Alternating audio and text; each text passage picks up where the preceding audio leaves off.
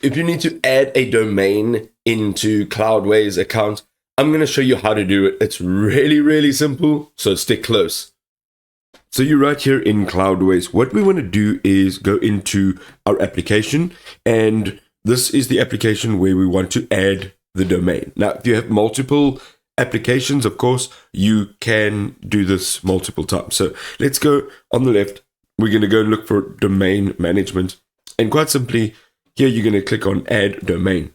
Now, of course, you need to have purchased a domain. You cannot purchase a domain through Cloudways. So whoever you're getting your domain from, you are going to get that domain. You're going to add it in right over here.